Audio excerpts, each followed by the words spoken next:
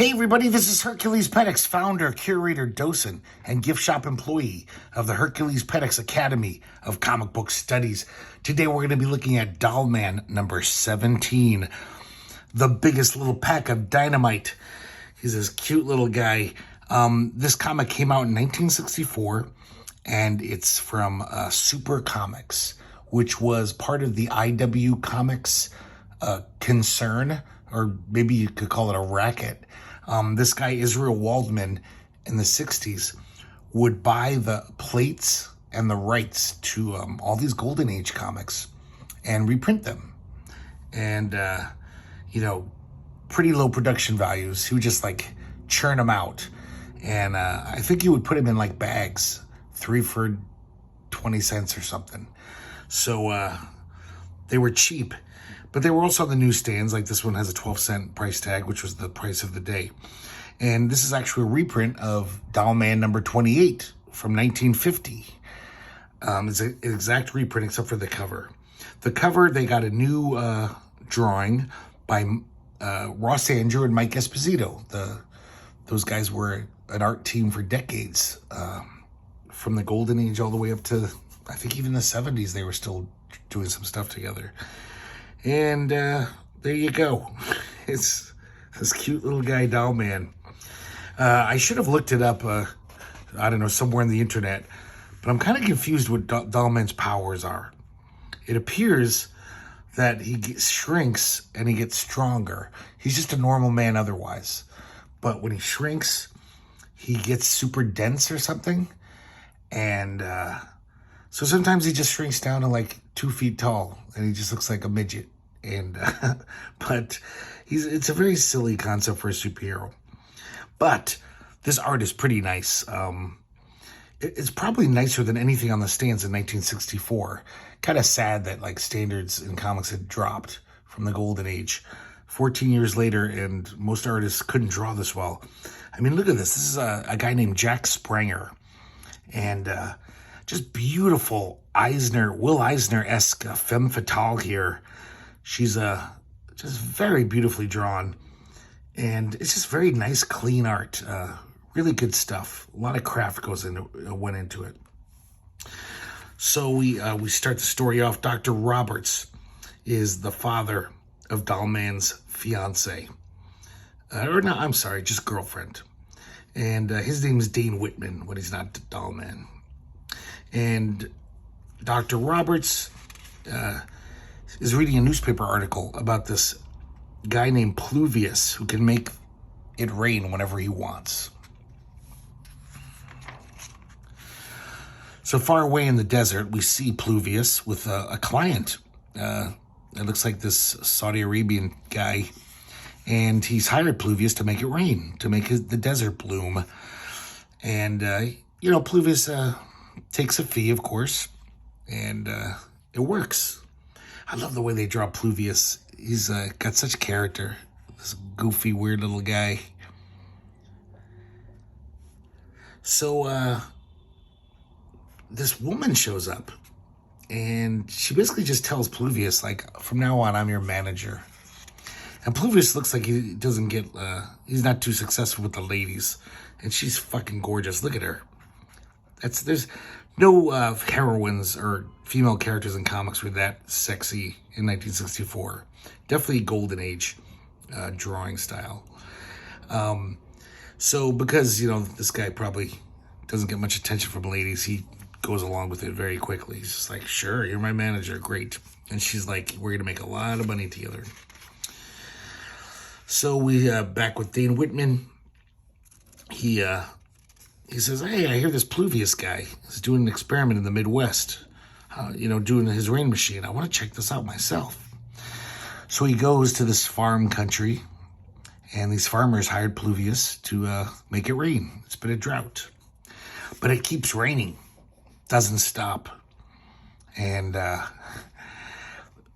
his girlfriend, Daya, I should say his manager, I don't even know if they're romantically involved. Daya's turns out to be diabolical, because she's like, yeah, we'll turn off the rain machine if you pay us double. She's basically blackmailing him. And they were like, that's blackmail, you're cheating us. And all these farmers are going to kick their ass, it looks like. And Dane Whitman's trying to stop them. He's like, come on, guys, no violence. And they shove him aside. So it does appear that Dane Whitman is just a normal guy when he's not shrunk. So he doesn't want the Pluvius and Dia to get beat up, so he turns into Doll Man and fights off these guys. Stops them from beating them up. Pluvius sets the machine on full, and it's like this giant waterfall comes from the sky and kind of douses the guys, stops them, and they take off. So now Whitman returns to his home, or at least Dr. Roberts' home. This is what I was talking about, the production values, the coloring in this, the registers are so off. Like, not only does the color seep out of the lines all the time in this comic, but there's just like blotches of color where they shouldn't be. Like, and you know, they just didn't care. This guy was just cranking them out, selling them to, you know, dumb kids, basically. So, meanwhile, in Dane Whitman's own city, Dollman City, it starts to rain and it won't stop. It's like a biblical torrent. And Dia appears to the city council, and she's talking to the mayor, and she says, hey, if you give us some money, we can make the rain stop. And Dollman bursts in and says, don't do it. She's blackmailing you. She started the rain in the first place. And the mayor here scolds her, basically. Repulsive looking guy. That's why I just love this cartooning. Kind of reminds me of Ogden Whitney, or even some of the Mort Weisinger drawn comics. It's just very simple, clear, but great cartooning. There's distinctive faces.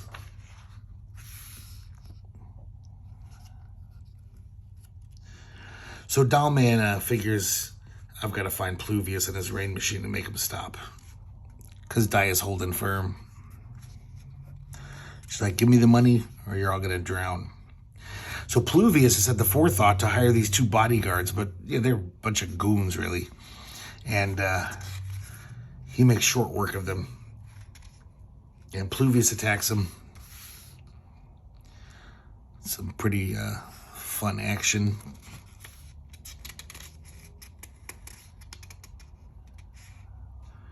And he pulls the crank on the machine so the rain stops. Saves the day. So that's it for this first episode. Very silly comics. Pretty dopey. But I don't know. I'm a sucker for this kind of cartooning. The second Dollman story, he fights the Flame. That's this guy in this little splash panel. This one takes place at the circus. So we see Lorena, the trapeze artist. She goes into a tent and she sees a corpse. And the corpse's face is burned beyond recognition. But he's wearing the clothes of the owner of the circus, Mr. Northcross. So Lorena's like, I can't go on tonight. And this strong man, his name's Zeno, he's like, you watch Zeno make like big strong fella, then you feel much better, Lorene. This guy's a fucking moron. He's like, that's not going to make anyone feel better. So, you know, this guy was murdered. So he's doing this trick at the, you know, the show starts. Dane Whitman and his girlfriend happen to be in the crowd. And they hoist this elephant on top of him, kind of on a platter. And then they're going to release it. And they release the rope and he's holding it up. But it takes his utmost concentration. All of a sudden, the flame comes out. And he distracts the strongman just enough that he loses his balance, and the elephant crushes him to death. Dollman shrinks down, or Dane Whitman shrinks down. And this is like how silly Dollman is, the whole concept. So I guess he's stronger when he shrinks, but he's small. So instead of like just jumping like 7 feet, you know, like a human could do that pretty quickly, he grabs this hoop and he rolls over to him. Like instead of just like staying human size, running over, then shrinking. He does this elaborate, silly thing. And he trips up the flame and puts this hoop on him. Turns out he has an asbestos costume sprayed with an inflammable liquid. And Dollman slugs him, but then the flame charges up his power. And then steps on Dollman like a bug. So he's knocked out. Later on, when Dollman recovers, his girlfriend's leaning over him crying. And Lorene fills him in on what the hell's going on. So she says, she tells him that she bought half interest from Mr. Northcross, the owner.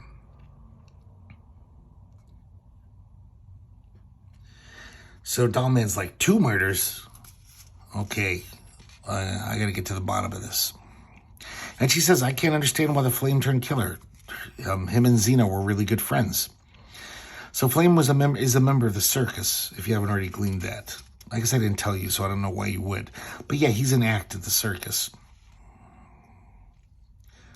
So Dane says, hey, let me join the circus. You know, I'll take Zeno's place. And while I'm doing that, I can snoop around. And look at Lorena. She's just totally smiling and happy. Like, great. I didn't know where I'd find another star attraction. That looks so much like Charles Burns to me, that face. So soon, the circus has a new star. Dollman is lifting this guy over his head. It's a very popular act. The circus is full. And Dollman's hanging out with Lorena, and they see a shadow in Zeno's old wagon. They see someone's in there. So, of course, it's the Flame, and he's rifling through Zeno's papers. Dollman comes in. Like this double foot kick to the mouth. He's just like, oomph. And he's got a piece of paper in his hand that's half burnt. And Dollman snatches it out. And as the Flame is retreating, he's leaving, he sets the cabin on fire. So the firemen come out. And they stop it from spreading. But everything burns up inside. So Dollman says this paper, it's a bill of sale signed by the late Mr. Northcross and Zeno, the strong man, but I can't make the rest of it out. So Dollman thinks he knows what's going on, so he says, okay, I got a plan. So at the next performance, Lorena is doing her high wire act. And, like, this is why these comics are just so dopey. So the Flame, nobody in this whole circus sees the Flame walk all the way through the crowd, get on the ladder. Everyone's eyes are on this performance, and he climbs up the ladder. It takes a little while, right? Nobody seems to say, hey, it's the Flame, that murderer guy. So he gets up there and he's like, okay, I'm inches away from the wire. I'm going to burn it and you're going to plummet to your death. And then all of a sudden, Dollman pops out of one of her barbells. He was ready for this. And this is just so silly. Like, his hand is right there. As soon as he saw Dollman, all he had to do was touch the wire and burn him. They both would have plummeted. But he kind of cringes, like, stay back or I'll scorch you. But Dollman is prepared. He had the firemen guys come and be ready with their hoses. So they shoot up at the trapeze and douse him. You know, I just realized I forgot to tell you guys who drew this. This is a different artist. It's Dan Zalnerawick. Sorry. Let's try to do this again. Dan Zalnerawick. There's the pencils, and it's inked by Jack Katz. You might know Jack Katz. In the 70s, he had this self-published sci-fi comic called The First Kingdom. But he's like an old Golden Age guy. And, you know, did a lot of work at Quality, as did this Dan Zalnerawick fellow. They both were stalwarts at Quality Comics, which originally published this. But there are question marks at the Grand Comic Database. They got a lot of comic experts who send in their, guesses of who does the art. So there's question marks, so who knows? Maybe it's someone else. But a lot of these guys are pretty good at noticing art styles and knowing the difference. So the flame tries to kick Dollman, but he loses his balance and plummets to his death. So when they take the mask off the flame, it's actually Mr. Northcross. He's not dead. Well, he's dead now. But he was he signed contracts with Zeno and the Flame and Lorena for half interest in the circus. So, the math doesn't add up. He was scamming everybody. And he realized he had to kill off everyone. So the first guy he killed was the Flame, and then took his identity to kill Lorena and Zeno. Very clever little plot there. And Dollman and his date have they're happy. Sorry, I meant to say it's a happy ending. So this is a real treat. It's kind of weird that how different the Golden Age was. So you got this dopey superhero comic, but then in a lot of these quality comics, there was a character named Torchy. She's probably the most popular good girl character of the Golden Age. And she was created by Bill Ward, wrote and drew the strips. Bill Ward went on to be just his whole career as good girl art. You may know him, though, if you're roughly my age or a little younger. He worked at Cracked Magazine forever. Like, just every month he did those Nanny Dickering strips, the woman who interviews people. And he drew her just, like, crazy hot, like gigantic boobs, hips that were just insane. And I guess he was a little more subdued when he was younger. I mean, like, Torchy is just built like a brick shithouse, but he gets even more exaggerated as he gets older. The whole shtick of Torchy is that she's so hot that all the gags are about just guys totally making fools of themselves, trying to impress her, trying to hit on her, saying lecherous things to her. Like, literally, she can't walk down the street with, like, 99% of the men just freak out, and they just can't stand it. That's how beautiful she is and how hot she is. So the story starts off, Torchy's hanging out with her roommate friend, and, like, her friend's really cute, right? But it must suck to be her, because she hangs out with Torchy all the time. Nobody's going to notice her. And they're at the butcher shop. She's buying 3 feet of hot dog links. This dude comes in, their buddy, and he's like, hey, I got 3 tickets to the dog show. Let's go. So the butcher says, you want me to wrap them? She's like, nah, I'll just throw them in my pocketbook with everything else. Kind of gross. And Torchy she needs some lessons in hygiene, being sanitary. So, of course, this stray dog, is following them the whole way because she's got hot dogs falling out of her pocketbook. Every single guy says something lewd or suggestive to Torchy. They just can't resist.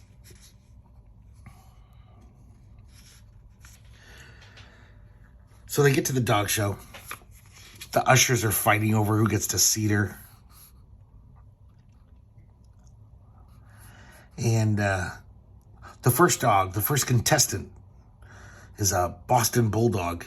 And right when the show starts, he just leaps towards Torchy because he can smell the hot dogs. And he grabs the hot dogs and takes them into the arena. I really like Bill Ward's style. Just, it's so clean and crisp. It reminds me a lot if Basil Wolverton wasn't so grotesque. Well, wasn't completely grotesque. Just the amazing, impeccable line work on her hair. It's just so fine and, clean. It's really appealing. So, of course, this causes a huzzarai at the dog show. All the dogs are freaking out, trying to get the hot dogs. The owners get involved. They're all snobby, snooty people. And they're like, back, Farnsworth. I'll buy you a filet mignon later. You're acting so common. Hot dogs. Pho. And they start fighting. It's just a huge ruckus. And then order is returned. So then the next dog's a pointer. And this pointer heads straight towards Torchy and her friends and jumps right on her male friend and starts licking his face. I'm not sure why. I guess maybe he's just friendly. He likes the cut of his jib. Then that little stray dog that followed Torchy and friends in, he's chasing the pointer around. And so they're trying to retrieve the dog. And in doing so, Torchy's sash on her dress falls off, and her dress falls off. This is like, I think, common in Torchy stories. There's probably many stories where articles of clothing have faulty things. So she's just in her little like negligee. Two of the judges come over and are just like, allow me to console you. Come join us at the podium, you poor thing. They're just salivating. His wife is in the crowd and she's like, Porsche, what are you doing? He's grabbing her mink coat to give to Torchy to wear. Just oblivious to his wife. He doesn't care. So the judges award the champion trophy to Torchy. And of course the owners are like, she's not even a dog. You can't do that. And they kind of backtrack. Are like, oh, we meant her dog. Her dog won. And the judge's decision is final. He says, now I'll bestow on the winning owner the prize kiss. And Torchy's giving him a look like, oh.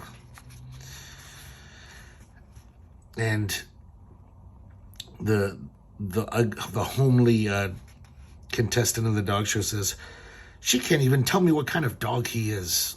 He's such a mongrel. And Torchy says he's a wolfhound. And that's because the dog is biting this guy in the ass. Because he was acting like a real wolf. I want to read more Torchy. I think that's the only Torchy I've ever read. Here we have the last Dollman story in the issue. This is a special story because two of his main villains team up to fight Dollman. I guess the Undertaker and Tom Thumb are long-term villains of Dollman. I like how the Undertaker lives under this grave. He's got this little cavern under this grave. It's like skeletons around. He reads in the paper that at the museum there's going to be a mummy exhibited. The sarcophagus has never been opened. And he figures there's going to be jewels in there. And he's going to be there to take them. Tom Thumb reads the same article. And so at the museum, they open the sarcophagus. And right then, everyone starts feeling weak and dizzy and faint. And they start fainting. Someone released a gas, it looks like. It's coming from the vents. And so then Dane Whitman shrinks down a Dollman. So apparently, being Dollman also makes him impervious to gas, because he seems fine now. And the Undertaker comes in with his gas mask. Dollman gives him a few blows, punches him and kicks him, and knocks him out. Tom Thumb shows up a little late. He knocks this vase over on Dollman. And it knocks Dollman out. Undertaker wakes up and grabs Tom Thumb. And he's all like, you were going to steal my jewels. And he's like, Tom Thumb's like, it's no time for arguments. We got to get out of here. Dollman's going to wake up any minute. Just grab the jewels and go. So they kind of have a temporary alliance. Dollman wakes up. Man, look at that. That is so Charles Burns, the way that hair is inked. Even the face. I wonder if Charles Burns grew up reading this stuff. Once again, I apologize. I forgot to mention, this is Jack Springer on the art, the guy who did the first story. So that's why it's so crisp. So the girlfriend says, oh, this is gonna be your two greatest villains. And Dollman's like, I'm not so worried. Those guys are pretty big egotists. I have a feeling that they're not going to be... they're going to be more of a problem to each other than to me. And sure enough, these guys are just start arguing right off the bat. Start saying arguing about who's the better thief. And they basically have a competition. They say, all right, we'll prove it. We'll see who's the better thief. So later on, Doll Man is at this a dedication ceremony for a new building. And he puts the keystone in place. And all of a sudden, this boulder almost kills him, almost crushes him. And it's the Undertaker. He's got this big crane. That's how he dropped the rock. Doll Man tackles him. And then Tom Thumb shows up. And he leads him into a trap. And under these leaves, there's a soft asphalt. So it's like quicksand. But luckily, there's some vines in this pile of leaves. You know, that's normal. It's going to happen. And he pulls himself out.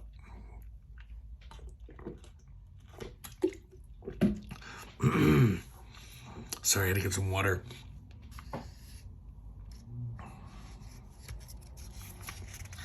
So Tom Thumb and Undertaker, they're at each other's throats. It looks like Undertaker's going to kill Tom Thumb. So Doll Man stops them. Stops them both. And once again, a happy ending.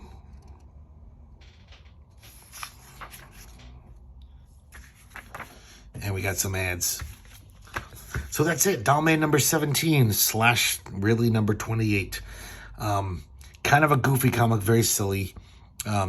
It's just holding on to the shelves of the Herculespetix Academy of Comic Book Studies by the skin of its teeth.